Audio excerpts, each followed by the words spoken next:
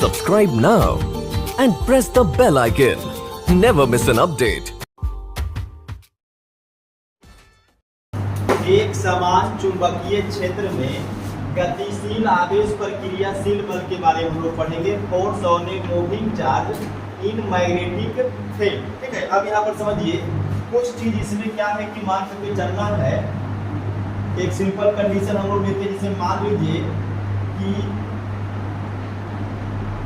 एक समान चुंबकीय क्षेत्र बी वेक्टर ये बाई एक्सिस के अनुदिश है, ठीक है, और इधर एक्स एक्सिस है, और यहाँ पर कोई चार्ज है Q, ठीक है, मूल बिंदु पर, और ये मूल बिंदु से ये चार्ज जो है थीटा कोण बनाते हुए चुंबकीय क्षेत्र के साथ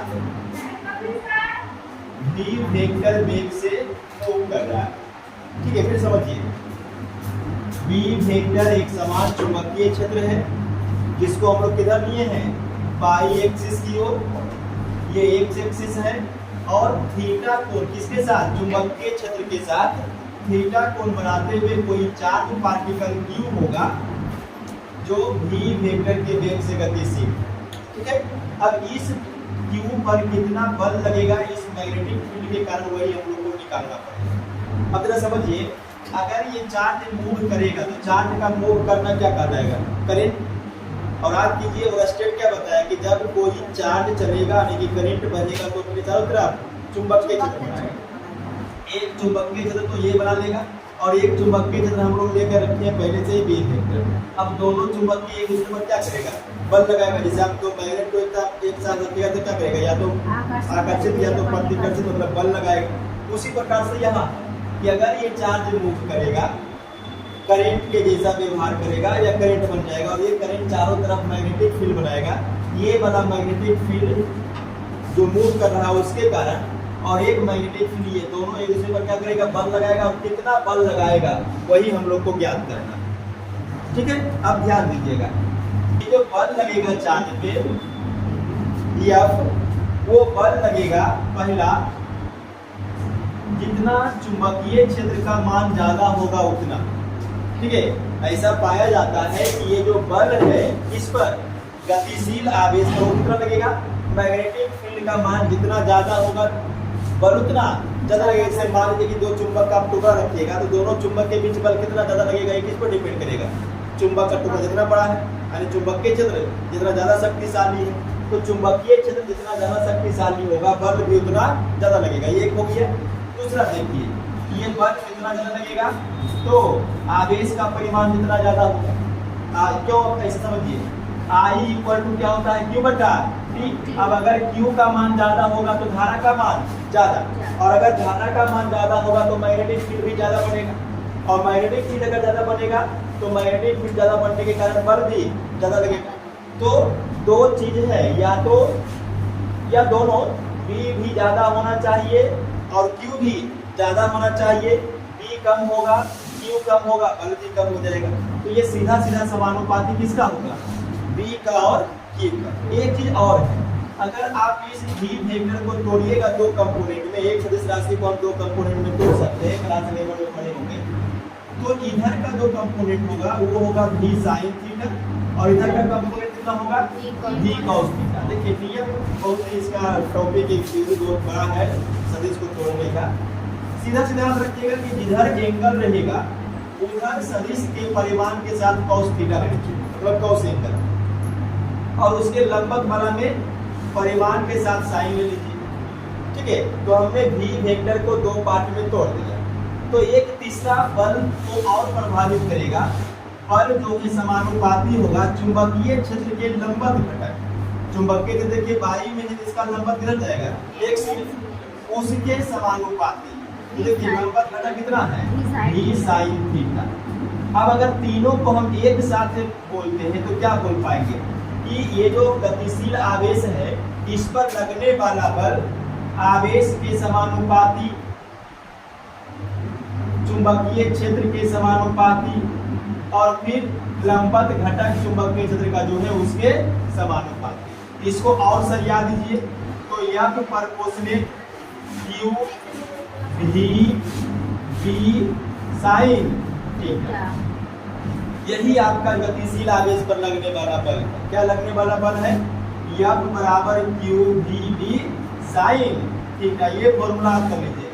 एक गतिशील आवेश, इसका गति v है, आवेश q है, चुंबकीय क्षेत्र p, उसमें लगने वाला बल कितना होगा?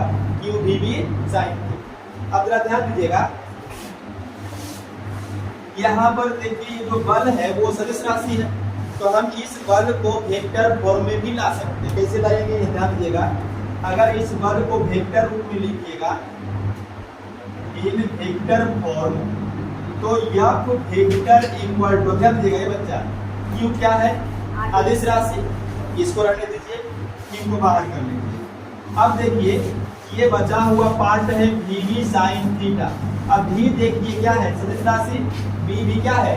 सदिश राशि। तो हम ये दोनों को सदिश मान सकते हैं, और सदिश के साथ क्या लगा हुआ है? थीटा। तो अब बात कीजिएगा, क्लास 11 में पढ़े होंगे कि अगर AB sin थीटा रहता है तो ये किसका वैल्यू देता है? A vector cross B vector के मॉड का, परिमाण का। तो इसका मतलब है कि यहाँ पर अगर हम इसको A मान ले और इसको B मान ले तो किसका मान देगा? B वेक्टर क्रॉस, तो B वेक्टर क्रॉस B। तो ये आ गया सदिश के रूप में, ऑब्जेक्टिव में इसको पूछेगा, ठीक है। गतिशील आवेश पर लगने वाला बल का सदिश संकेत क्या होगा? तो यह vector equal to Q into V vector cross B vector. और ये भी याद रखिएगा कि पहले वी वेक्टर तब बी वेक्टर, पहले गति उसके बाद चुंबकीय क्षेत्र, ठीक है। ऐसा नहीं आप लिखिएगा कि Q B vector cross B vector, ऐसा करने से गलत है। क्यों गलत होगा समझिएगा, सदिश राशि बहुत, सदिश राशि का गुणा यहाँ पर देखिएगा, इसमें तीन चीज होता है। तो वो सदिश का गुणा, उसके बाद A और B जो आपको दिखाई दे रहा है साइन थीटा, ये परिमाण है। और इसमें एक चीज और लगा हुआ रहता है, अगर हम इस मोड को हटा दें तो यहाँ पर आप बात कीजिएगा, क्लास 11 का टॉपिक ये, और ये दिशा को दर्शाता है। क्योंकि जब दो सदिश को गुणा करेंगे तो सदिश राशि मिलेगा, और सदिश राशि के पास क्या होगा? तो परिमाण और दिशा। उसी प्रकार से अगर हम ये दोनों को गुणा करेंगे तो उसका दिशा रहेगा। जैसे समझिए, अगर ये फिर समझिए शुरू से, P वेक्टर चुंबकीय क्षेत्र को हमने बाई एक्सिस की ओर लिया और ये उसका एक्स एक्सिस है, और ये थीटा कोण बनाते हुए कोई आवेश Q V वेक्टर के वेग से इस प्रकार से गतिशील। अब इस पर बल लगेगा, बल कितना लगेगा? Q V B sin theta लगेगा, ठीक है। बल किधर लगेगा? क्योंकि बल तो सदिश राशि, तो उसका दिशा भी चाहिए। तो दिशा के लिए आप इसको देखिए, V vector cross B vector, और इसका दिशा कहाँ होता है? दोनों सदिश के तल पर लंबवत, यह कहे। अब इस लंबवत को हम कैसे निकालें? ठीक है, तो इसके लिए दो नियम क्लास 11 में आप पढ़े होंगे। अगर ये दो सदिश का क्रॉस प्रोडक्ट है तो इसका दिशा निकालने के लिए या तो आप दाहिना हाथ का नियम लगा सकते हैं या तो बायां हाथ का नियम। दाहिना हाथ का नियम क्या बताएगा कि आप दाहिना हाथ का जो ये पूरा का पूरा हथेली है उसको सदिश में आए हुए पहले नाम की ओर रखिए। पहला नाम क्या है? V वेक्टर, तो रखिए इसको V वेक्टर की, और ये जो चारों अंगुली है उसको दूसरा की ओर मोड़िए। दूसरा कौन है? B वेक्टर, रख दीजिए। B वेक्टर इधर है तो अंगुली को इधर मोड़ दीजिए। किधर जा रहा है अंगूठा? बाहर की ओर। तो ये जो दोनों के कारण बल इस पर लगेगा, V vector cross B vector, उसका दिशा कहाँ होगा? लंबवत ऊपर की ओर, लंबवत ऊपर की ओर। अब क्योंकि हम बोर्ड पर ऐसा खींच तो नहीं सकते हैं, तो हम इसको ऐसा जेड एक्सिस से दर्शा सकते हैं। तो ये जो जेड एक्सिस देख रहे हैं वो क्या है? Q आवेश पर लगने वाले बल की दिशा। आज कीजिएगा, देखो छोटू, ये जो डायरेक्शन है Q क्रॉस V का, ये Q V यानी A B और ये तीनों एक दूसरे पर लंबवत होता है। क्या होता है? लंबवत। तो अगर ये इस प्रकार से है तो ये बाहर की ओर, देखो ऐसा, या इसको ऐसे समझ लीजिए, समकोणी, तीनों एक दूसरे पर लंबवत है। तो ये जो आप बाहर की ओर देख रहे हैं वही बाहर की ओर जेड है। जो बोर्ड में जेड को हम इसी प्रकार से दर्शाएंगे, ये आप कॉपी पर, क्योंकि बाहर ऐसे लाइन कैसे खींचिएगा? नहीं खींच सकते। तो ये जेड किधर है? ये जेड बाहर की ओर है, और ये किसका दिशा बताएगा? बल की दिशा। और बल कितना लगेगा? Q V B sin। ठीक है। अब इसमें आप 2-3 केस दे सकते हैं कि यहाँ पर आप थीटा का मान कुछ भी रख सकते हैं। ठीक है, देखिए स्पेशल केस 1 देखिए, if theta equal to 0 degree. अब समझिए थीटा इक्वल टू 0 डिग्री मतलब थीटा क्या है, तो थीटा देखिए v वेक्टर और b वेक्टर के बीच का कोण, v वेक्टर और b वेक्टर के बीच का कोण है थीटा।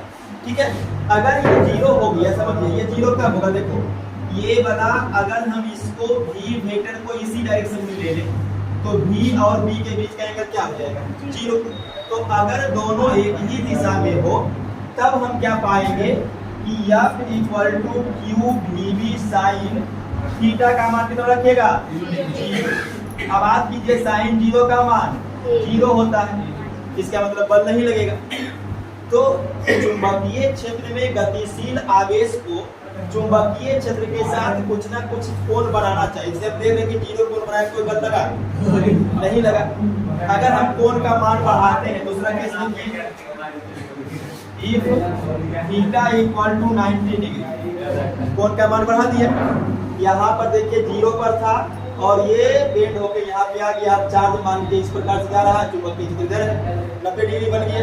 अब अगर ऐसा होगा तो बल कितना लगेगा, F equal to Q V B sine theta का मान 90 degree, F equal to Q V B sine 91, तो F निकल जाएगा क्यू वी बी। और ये जो F क्यू वी बी निकला, याद रखिएगा ये बल मैक्सिमम होगा। क्यों ऐसा हुआ, क्योंकि साइन में सबसे ज्यादा मैक्सिमम मान किसका होगा, 90 का। साइन में मैक्सिमम 90 का, और उसके बाद आप कोई भी मान रखेगा तो कम ही मिलेगा। जैसे देखिए 0 रखे तो 0, 30 रखेगा तो 1/2 मतलब कुछ बढ़ गया, 45 रखेगा तो 1/√2 और बढ़ गया, 90 रखेगा तो और बढ़ के 1 आ गया, उसके बाद और देगा तो फिर धीरे धीरे कम होता जाएगा, और 180 होते होते फिर 0 हो जाएगा। ठीक है, तो याद रखिएगा कि साइन में मैक्सिमम मान 90 है, इसीलिए बल भी मैक्सिमम लगेगा। एक तीसरा केस और देख लीजिए, जो हम लोग शुरू में कंडीशन लिखे हैं कि एक समान चुंबकीय क्षेत्र में गतिशील आवेश, यानी आवेश गति करेगा तब बल लगेगा, अगर गति नहीं करे तो बल नहीं लगेगा। ऐसे समझ लीजिए, इसको भी आप थ्योरी से देख सकते हैं कि अगर हम आवेश का वेग को ही 0 ले लें तो देखिए F इक्वल टू क्या हो जाएगा, Q फिर V का मान 0 फिर B साइन थीटा। अब 0 में कोई चीज से गुणा करेंगे तो क्या आएगा, फिर से 0।